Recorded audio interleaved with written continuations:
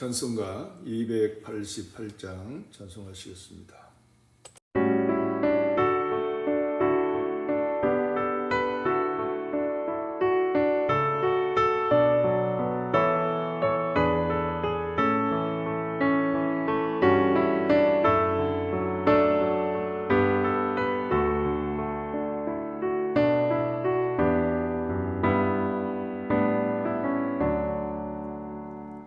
예수를 나의 구주 삼고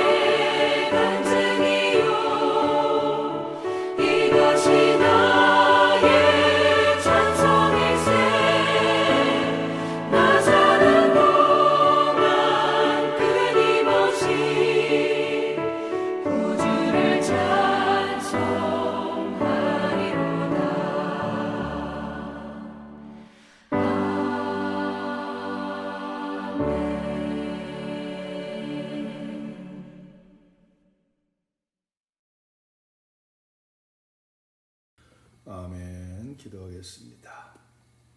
거룩하신 아버지 하나님, 오늘도 3일 예배로 하나님의 성호를 찬양하며 말씀을 강론하며 은혜 받는 귀한 시간 올라갔으니 감사와 찬양을 드립니다.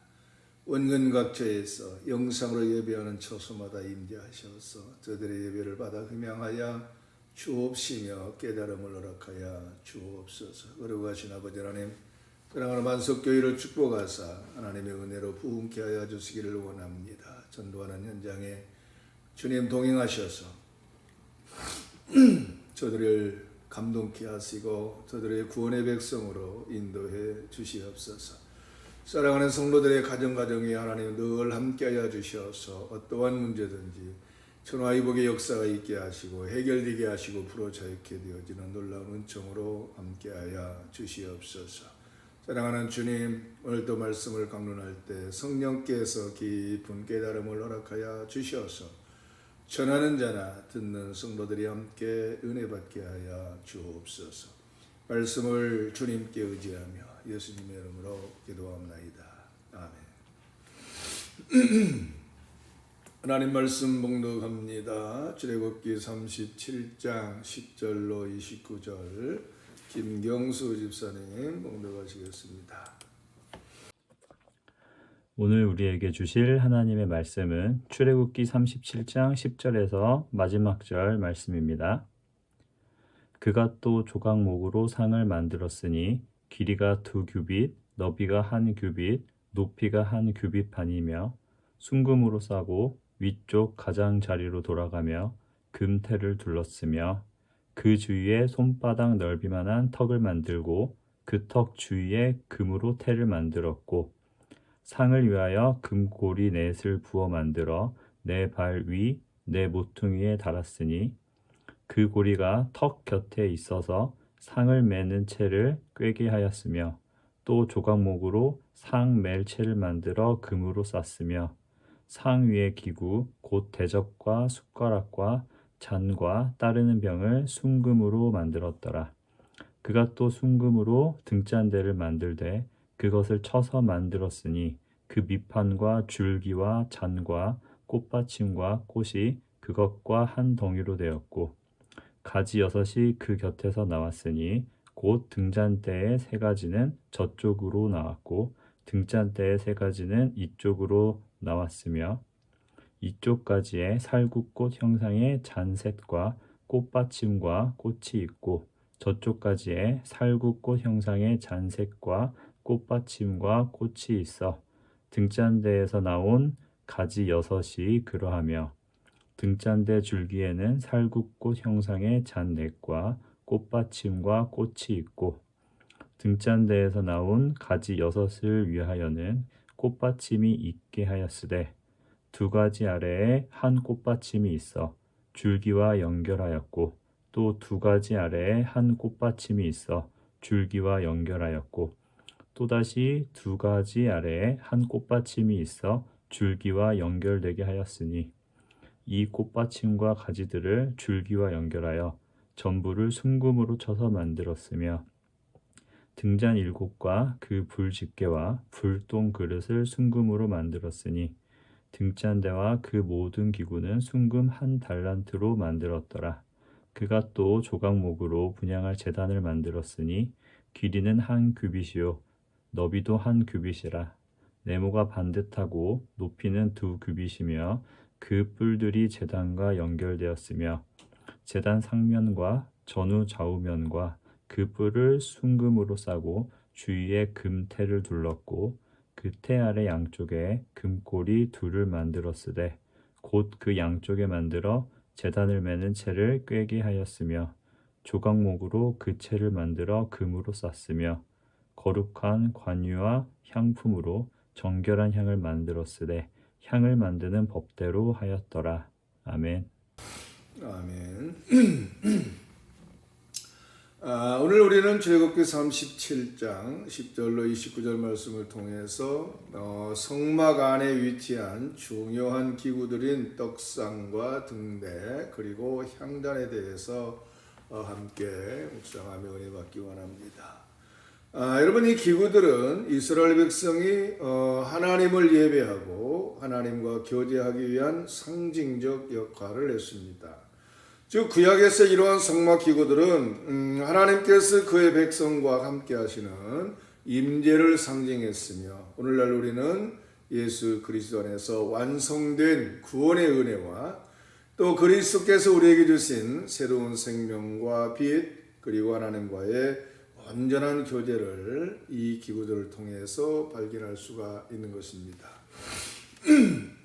먼저 떡상을 보면 출애굽기 37장 10절로 16절까지 해서 모세는 조각목으로 만들고 곧 아카시아 나무로 떡상을 만듭니다. 떡상의 크기는 장이 2규빗, 광이 1규빗, 고가 1규빗 반입니다. 이런 길이를 보면은 약 90cm, 폭이 45cm, 높이가 68cm 정도로 성막 안에서 다른 기구들과 비교할 때 상대적으로 작은 크기가 바로 이 떡상입니다.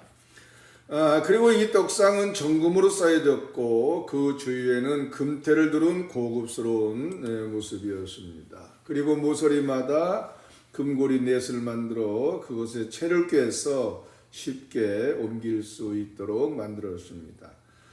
이처럼 세심하게 만든 떡상은 성막 안에서 매우 중요한 역할을 맡고 있었습니다. 이 떡상의 역할을 보면 바로 이 떡상의 진설병을 위한 상인데, 떡상 위에 올려지는 진설병은 이스라엘 백성의 12지파를 상징하는 12개의 떡을 6개씩 두 줄로 나란히 올려놓는 것입니다. 그런데 이 떡은 매주 안식일마다 새롭게 진설되었으며 제사장들이 이 떡을 먹음으로써 이스라엘 백성과 하나님 사이에 언약과 생명의 교제를 상징하게 된 것입니다. 따라서 이스라엘 백성은 하나님께 자신들의 생명의 양식을 드리는 의미로서 이 떡을 진설했습니다. 뿐만 아니라 그들은 단지 물질적인 떡을 드리는 것이 아니라 그들의 삶과 존재 자체를 하나님께 드리며 하나님과의 깊은 관계 안에서 생명을 공급받고 있다고 하는 사실을 기억하는 예식이 바로 떡상의 진설병을 드리는 것이었습니다. 따라서 하나님께서는 이러한 떡을 통해서 이스라엘 백성이 그의 특별한 언약의 백성이다라고 하는 것들을 상기시키시며 그들에게 생명의 은혜를 베푸신 것입니다. 근데 여러분, 이 떡상은 단순한 구약의 상징에 그치지 않고 바로 오늘날 우리의 구원과도 아주 깊은 관련이 있습니다. 바로 예수님은 요한복음 6장에서 자신을 생명의 떡이라 이렇게 말씀하셨습니다. 요한복음 6장 51절에 보면 나는 하늘에서 내려온 살아있는 떡이니 사람이 이 떡을 먹으면 영생하리라. 나의 줄 떡은 곧 세상에 생명을 위한 내 살이니라 이렇게 말씀을 하십니다. 그런데 여러분, 이 구약의 진설병은 제한적이었습니다. 무슨 말인가 하면 이스라엘 백성들은 이 진설병을 먹지 못했고 오직 제사장만이 그것을 먹을 수가 있었습니다. 뿐만 아니라 그 떡은 먹고 나면 또 다시 배고파지는 일시적인 생명의 양식이었다고 하는 것입니다. 그러나 이제 예수님께서 자신을 생명의 떡으로 주심으로 누구든지 그를 믿는 자는 영원히 줄이지 않고 영생을 얻게 되었습니다. 따라서 우리가 예수님을 생명의 떡으로 먹을 때에 이는 단순히 물질적인 음식을 넘어서 영적 양식을 통해 우리의 영혼이 공급받고 또 영원한 생명을 얻게 되는 것입니다. 여러분, 예수님은 최후의 만찬에서 떡을 떼시며 제자들에게 이렇게 말씀하셨습니다. 누가복음 22장 19절에 이것은 너희를 위하여 주는 내 몸이라 너희가 이를 행하여 나를 기념하라 이렇게 말씀을 하셨습니다. 여러분, 이 말씀은 구약의 제사장이 떡을 먹음으로 하나님과 생명적 교제를 상징했던 것과 마찬가지로 우리가 성만찬을 통해서 예수님의 몸을 기념하고 또 그 떡을 먹을 때 우리는 예수님과의 온전한 생명의 교제 안으로 들어가게 된다라고 하는 것을 의미하는 것입니다. 따라서 떡상은 단순한 성막 안의 기구가 아니라 예수 그리스도 안에서 온전히 성취된 영원한 생명의 떡을 상징하며 우리가 그리스도를 통해 하나님과의 새로운 언약적 관계에 들어감을 의미하는 것입니다. 두 번째로 등대를 볼 수가 있는데 등대는 빛을 상징합니다. 출애굽기 37장 17절로 24절에서 등대에 관한 내용이 자세하게 나옵니다. 이 등대는 정금으로 만들어졌으며 하나의 중심 줄기에서 가지가 뻗어나가는 살구나무 형상으로 만들어졌습니다. 그리고 이 등대는 성소 안에서 하나님의 임재를 상징하는 빛을 제공하는 역할을 합니다. 이 등대의 불은 저녁부터 아침까지 끊임없이 유지되었으며 그 불은 성소 안을 밝히며 백성들이 하나님께 나아갈 수 있도록 안내하는 중요한 기능을 했습니다. 먼저 성수의 빛은 성수 안은 창이 없었기 때문에 외부의 빛이 들어올 수 없었습니다. 따라서 이 등대의 불은 성소를 밝히는 유일한 빛이었습니다. 그런데 이 빛은 하나님께서 이스라엘 백성에게 주시는 임재의 상징이었으며 그들이 하나님께 나아갈 수 있도록 인도해 주는 역할을 했습니다. 따라서 백성들은 이 빛을 통해 성소 안에서 하나님을 예배하며 그분의 임재를 경험할 수가 있었습니다. 근데 여러분, 시편 119편 105절은 하나님의 말씀을 빛에 비유합니다. 시편 119편 105절에 보면 주의 말씀은 내 발의 등이요 내 길의 빛이니이다, 이렇게 말씀을 하죠. 바로 이와 같이 등대는 하나님의 말씀과 그의 임재가 우리의 삶을 인도하는 영적 빛을 상징하는 것입니다.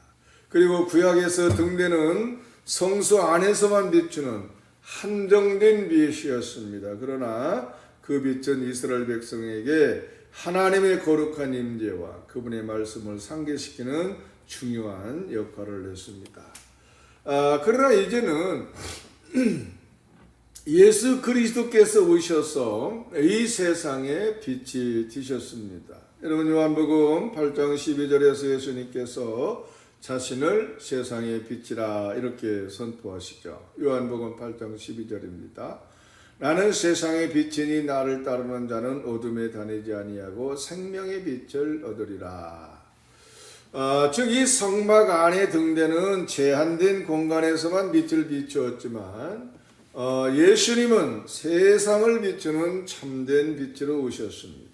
여러분, 예수님은 우리의 삶에 어둠을 몰아내고 참된 진리를 비추시는 분이십니다. 따라서 예수님을 따르는 자는 더 이상 어둠에 다니지 않고 생명의 빛을 얻게 됩니다. 그리고 이 등대의 상징적 의미는 바로 예수님 안에서 완전하게 성취되었습니다. 따라서 이제 우리는 예수님의 빛 안에서 하나님과 온전한 교제를 누리며 그분의 인도하심을 따라 살아가는 삶을 살 수 있게 된 것입니다. 그 예수님께서는 우리에게 영원한 빛을 주심으로써 우리의 영적 어둠을 몰아내시고 우리를 참된 진리의 길로 인도하시는 것입니다. 세 번째 향단은 볼 수가 있는데 이 향단은 기도의 상징입니다. 출애굽기 37장 25절로 29절에서 분향단에 관한 내용이 자세하게 나와 있습니다. 분향단은 조각목으로 만들어졌으며 그 상면과 전후 좌우를 정금으로 싸서 만들어졌습니다. 그리고 이 분향단은 제사장들이 아침과 저녁마다 향을 피우며 하나님께 기도드리는 곳이 바로 분향단입니다. 여러분 구약에서 향은 기도를 상징했으며 또 제사장은 백성을 대표해서 향을 피우고 그 기도를 하나님께 올렸습니다. 시편 141편 2절에 보면 바로 기도를 분향과 연결시키는 말씀을 볼 수가 있는데 나의 기도가 주의 앞에 분향함같이 되며 나의 손드는 것이 저녁 제사같이 되게 하소서 이렇게 말씀하고 있죠. 뿐만 아니라 요한계시록 5장 8절과 또 8장 3절에서도 성도들의 기도가 분향과 함께 하나님께 올라가는 모습으로 묘사됩니다. 따라서 이러한 묘사는 하나님께서 그의 백성의 기도를 들으시며 그 기도를 받으시는 상징적 예식으로 나타납니다. 바로 구약에서는 제사장이 향을 피우고 그 향이 하나님께 올라갈 때 백성들은 제사장의 중보를 통해서 하나님께 기도를 올렸습니다. 따라서 하나님께서는 그 기도를 받으시고 그들의 죄를 사하시며 그들에게 은혜와 복을 베푸신 것입니다. 그러나 이제는 예수 그리스도께서 우리의 대제사장이 되셔서 우리를 위해 영원한 중보를 하십니다.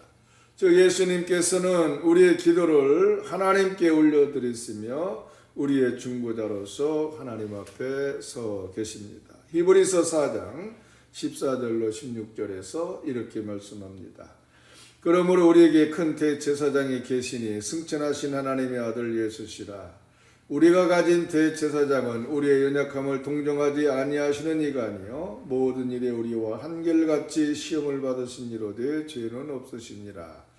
그러므로 우리가 긍휼하심을 받고 때를 따라 돕는 은혜를 얻기 위하여 은혜의 보좌 앞에 담대히 나아갈 것이니라. 이렇게 말씀합니다. 다시 말하면 이제 우리는 더 이상 인간 제사장을 통해 하나님께 기도하는 것이 아니라 예수님을 통해 언제든지 하나님 앞에 나아가 기도할 수 있다고 하는 것입니다. 바로 예수님께서 우리의 중보자가 되어줬으며 우리의 기도를 하나님께 상달되도록 하시는 것입니다.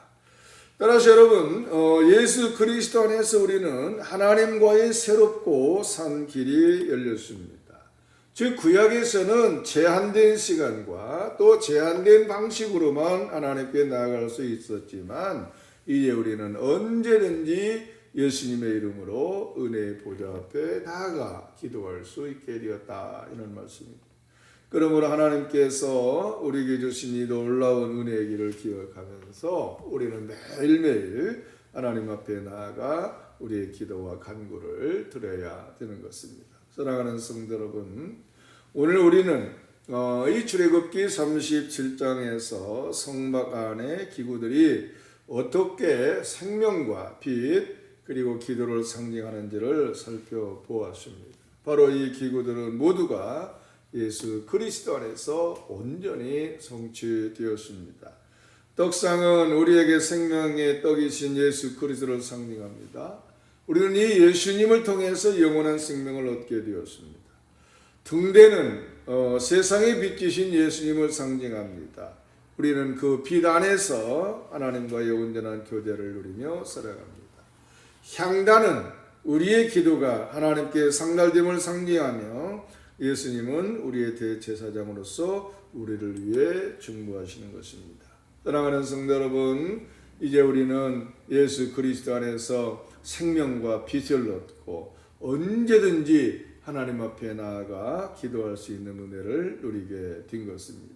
그러므로 이 놀라운 구원의 은혜를 감사하며 우리의 삶을 하나님께 온전히 드리며 기도와 찬양으로 주님을 높이는 귀한 성도들 되시기를 주님의 이름으로 축원합니다. 기도하겠습니다. 거룩하신 아버지 하나님, 오늘 말씀을 통해 떡상과 등대와 향단이 상징하는 하나님의 놀라운 은혜를 깨닫게 해주시니 감사를 드립니다. 예수 그리스도께서 우리의 생명의 떡이 되시고 세상의 빛이 되시며 우리의 기도를 들으시는 대제사장이 되심을 기억합니다. 주님께서 주신 이 은혜를 깊이 새기고 날마다 주님의 비단에서 살아가게 하여 주시옵소서. 우리에게 영원한 생명을 허락하신 예수님을 찬양하며 그 빛으로 세상의 어둠을 몰아내고 기도의 능력으로 주님께 나아가 삶을 드리는 귀한 삶이 되기를 원합니다. 이 모든 것을 우리 주 예수 그리스도 이름으로 감사하며 기도하옵나이다. 아멘. 찬송가 370장 찬송가 쓰겠습니다.